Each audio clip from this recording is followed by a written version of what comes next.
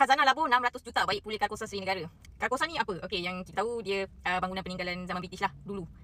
Okey, so kerajaan nak baik pulih. Nak baik pulih tu okey je, tapi pendapat aku lah sampai 600 juta tu kos dia terlalu tinggi lah. Kalau kerajaan keluarkan Khazanah keluarkan 600 juta tu, tempat tu nak buat apa? Apa yang aktiviti yang dia nak buat selepas ini?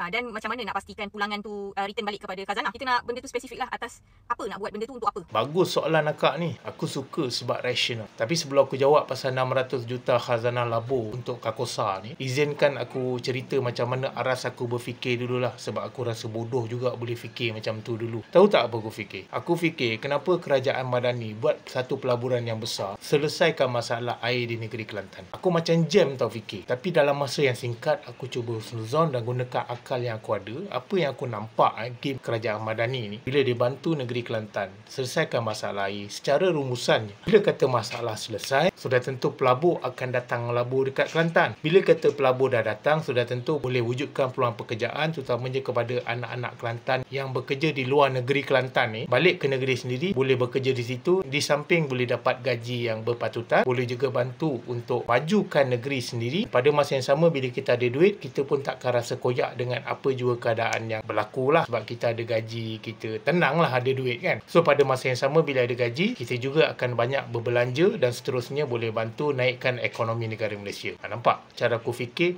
kenapa kerajaan Madani bantu negeri Kelantan? Oh, ini in return investment. Maknanya benda tu akan makan masa lah. Dia bukannya macam main judi. Hari ni kau labur, besok kau untung. Tak ada. Dia makan masa. Sebab apa? Negara kita ni dia berkembang. Dia bukannya setahun je Malaysia, lepas tu tukar nama. Tak ada. Jadi balik kepada soalan akak pasal yang 600 juta tu. First kali, khazanah pam duit ni ataupun laburkan di sini, dia bukan untuk satu bangunan saja tau. Di sekeliling tu sekali. Maknanya 6 bangunan sultan bersama yang terletak di bawah nama Taman Warisan Kuala Lumpur tu. Kenapa aku sebut pasal Taman Warisan? Bila cerita barang-barang sejarah apa semua ni, ianya adalah salah satu tarikan pelancong. Jadi bila kata kerajaan PAM dekat situ, sudah tentu pelancong secara lazimnya bila datang ke Malaysia, destinasi pertama mereka adalah Kuala Lumpur. Sebab kebanyakan daripada mereka akan turun di KLIA. Jadi tempat pertama sudah tentu KL.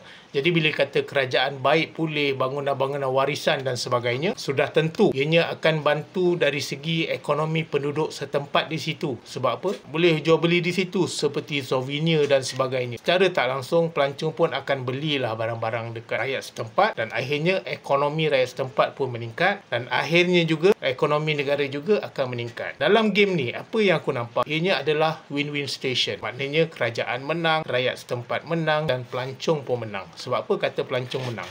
Sebab bila kata baik pulih dan sebagainya, dia melibatkan Hotel Karkosa Seri Negara juga. Maknanya tempat penginapan pelancong. Jadi pelancong pun dapat penginapan yang lebih selesa dan sebagainya. Jadi ini juga adalah satu investment dalam jangka masa yang panjang. Jadi itu saja. Terima kasih Kak atas soalan yang rasional.